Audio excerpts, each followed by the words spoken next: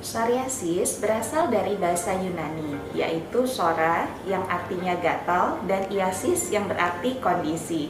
Psoriasis merupakan salah satu penyakit autoimun dengan peradangan kronik. Penyakit ini ditandai dengan adanya pertumbuhan dari sel-sel epidermis atau sel pada lapisan kulit terluar sehingga menimbulkan gejala berupa bercak merah, gatal, dan bersisik. Psoriasis dapat muncul pada usia berapapun. Dari data yang ada, psoriasis paling sering muncul pada dua puncak usia, yaitu pada usia 20 hingga 30 tahun dan 50 hingga 60 tahun. Psoriasis terjadi seimbang pada pria dan wanita. Tidak ada perbedaan risiko antar jenis kelamin. Data terbaru menunjukkan bahwa sekitar 60 juta penduduk dunia mengalami psoriasis. Psoriasis lebih banyak ditemukan pada negara yang letaknya jauh dari garis khatulistiwa. Kejadian psoriasis pada anak lebih jarang didapatkan, sekitar 0,7%. Terdapat peran genetik pada penyakit psoriasis, terutama pada pasien psoriasis yang gejalanya muncul sebelum usia 40 tahun dan didapatkan riwayat psoriasis pada keluarga.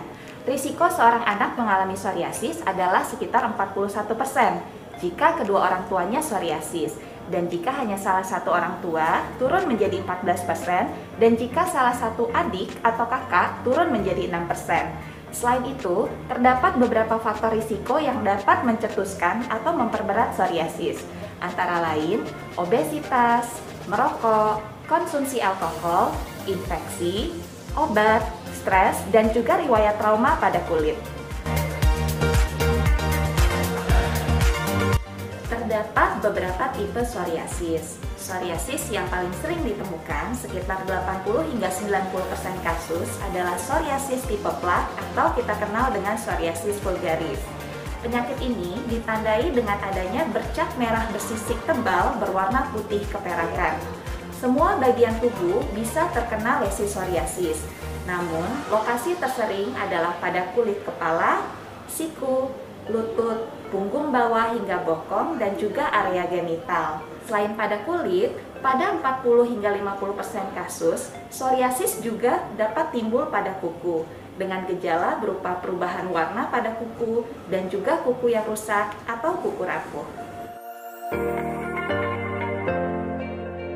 Psoriasis merupakan penyakit peradangan sistemik. Jadi psoriasis tidak hanya mengenai organ kulit. Penyakit ini erat kaitannya dengan berbagai komorbiditas, misalnya radang sendi, kemudian penyakit kardiovaskular dan sindrom metabolik, radang saluran cerna, radang mata, dan juga gangguan psikiatri, misalnya depresi dan cemas. Sehingga psoriasis tidak hanya berdampak pada fisik seseorang, namun juga psikis dan dapat menurunkan kualitas hidup seseorang.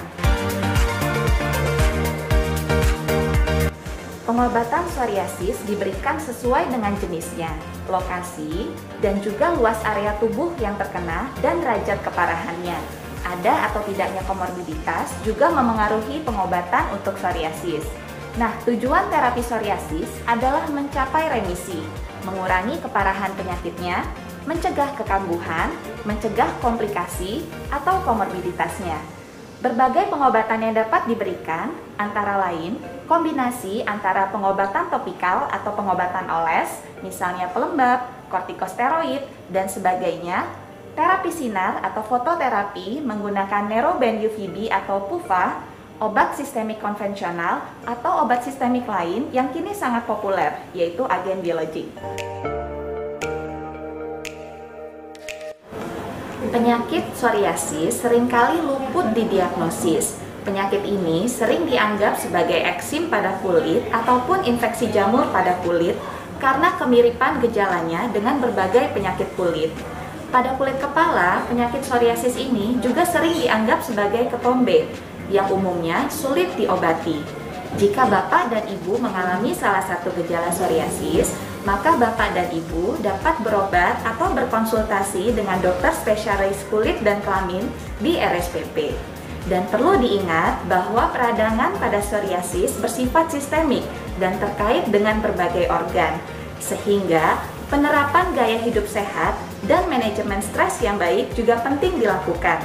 Keduanya tidak menggantikan terapi medis, namun berjalan beriringan untuk mencapai dan mempertahankan remisi pada pasien psoriasis. Salam sehat!